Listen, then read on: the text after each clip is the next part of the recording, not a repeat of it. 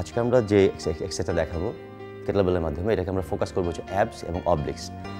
অন্যান্য exercise programme আমরা দেখি যে বিভিন্ন অ্যাবসের এক্সারসাইজগুলো একটু ডিফিকাল্ট এবং কঠিন। এক্সারসাইজটা খুবই ইজি। আপনি যদি জাস্ট কেটলবেল দিয়ে একটু মুভমেন্ট করেন, মুভমেন্ট করলে দেখবেন, দেখতে মনে হবে যে এটা কীভাবে লাগছে অ্যাবস, কিন্তু করলেই বুঝবেন যে পুরো ফোকাসটাই হচ্ছে আপনার অ্যাবডোমিনাল মাসলে এবং অবলিক্স মাসলে।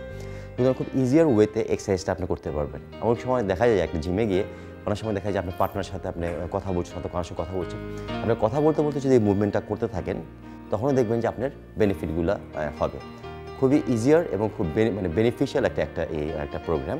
সুতরাং আপনি দেখুন যে এক্সারসাইজটা কীভাবে করতে হয়। আজকে আমাকে দেখাবে হচ্ছে সাদমান। তোমরা দেখাও কেটলবেলের মাধ্যমে কীভাবে অবলিক্সটাকে আমরা ফোকাস করবো। ওকে, সুইংিং।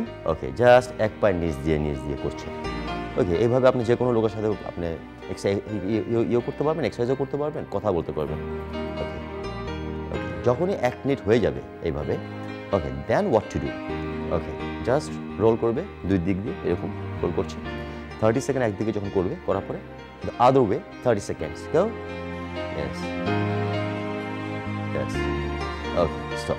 ওকে, তাহলে জিনিসটা কী হলো, পায়ের নিচ দিয়ে যাচ্ছে 1 মিনিট, এরপরে just around the West and the opposite way 1 minute, মানে 30 সেকেন্ড আর ওইটা হচ্ছে 1 মিনিট। ইজ ভেরি ইজি একটা মুভমেন্ট।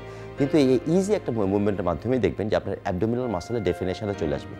এবং যেহেতু কন্টিনিউয়াস হাতের মোশন হচ্ছে এভাবে, you are working the shoulders, the rotator cuffs and the grips, মানে রিস্ট, ফোর আর্মস, এভরিথিং।